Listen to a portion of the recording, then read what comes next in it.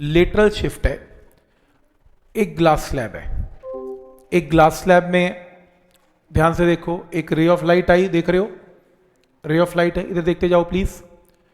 रे of light आई, normal, ray of light is entering from rarer to denser, it will bend towards normal, ये towards normal हो गई।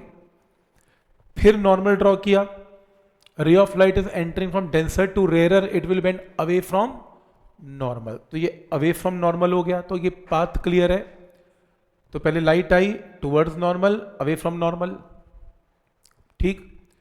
Imagine करो कि अगर ये लाइट यहां रिफ्रैक्शन से ऐसे चली गई और अगर ये ना जाती, कोई रिफ्रैक्शन होती ना और लाइट बिल्कुल स्ट्रेट चली जाती, तो आपकी लाइट ऐसे चलती हुई कहां जाती, ये सीधा चली जाती। अगर वो बेंड ना होती तो सीधी जाती, पर गई कैसे, येलो लाइट की तरफ।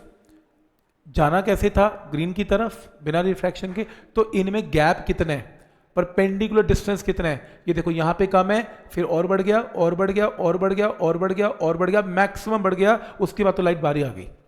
तो ग्लास स्लैब के अंदर ये लास्ट डिस्टेंस है, इस डिस्टेंस को बोलते हैं लेटरल शिफ्ट। तो ग्लास स्लैब के अंदर लाइट कितनी दूर गई इस येलो लाइट से, मैक्सिमम दूर कितनी गई, वो डी है, इसको लेटरल शिफ्ट बोलते हैं। क्लियर है, नॉर्मल शिफ्ट और लेटरल शिफ्ट। ये देखो नॉर्मल शिफ्ट ऐसे होगी, लेटरल साइड वाइज होगी, ठीक। अब डायग्राम ध्यान से देख लेना।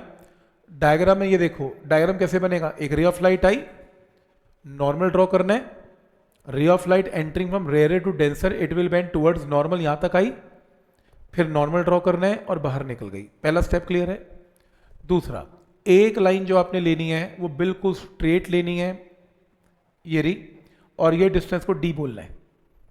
रे ऑफ लाइट नॉर्मल के साथ एंगल क्या बना रही है, एंगल ऑफ इंसिडेंस आई, इस नॉर्मल के साथ एंगल क्या बन रहा है, आर। अगर ये आए तो वर्टिकली ऑपोजिट से टोटल एंगल आए, आई में से ये छोटा सा आर तो बचा कितना, I minus R. Geometry clear. Next, अगर ये आर तो ये भी नॉर्मल है और ये दोनों पैरेलल हैं, तो ये आर तो ऑल्टरनेट एंगल से ये एंगल भी आर, ये एंगल क्या आ गया, आर, और ये एंगल ऑफ इमर्जेंस है ई, और सबको मालूम है जिस एंगल से वो एंटर करती है उसी एंगल से वो बाहर भी निकलती है, और ये डिस्टेंस है डी, और ग्लास की थिकनेस कितनी है, टी। डायग्राम क्लियर है यहां तक। और अपने को क्या निकालना है, डी। 2 मिनट का काम है। पहला आप ये एक ट्राइंगल ले लो, देख रहे हो ये एक राइट एंगल ट्राइंगल है, इस राइट एंगल ट्राइंगल में ये एंगल कितने हैं, आई माइनस आर। ये आई माइनस आर किसके इक्वल है, ये I, sine of I minus R is equal to D divided by O Q. Sine of I minus R क्या है, D divided by O Q. तो पहला पॉइंट क्लियर है, sine of I minus R is D upon O Q. तो D निकालना है तो cross multiply कर लिया, O Q into sine of I minus are.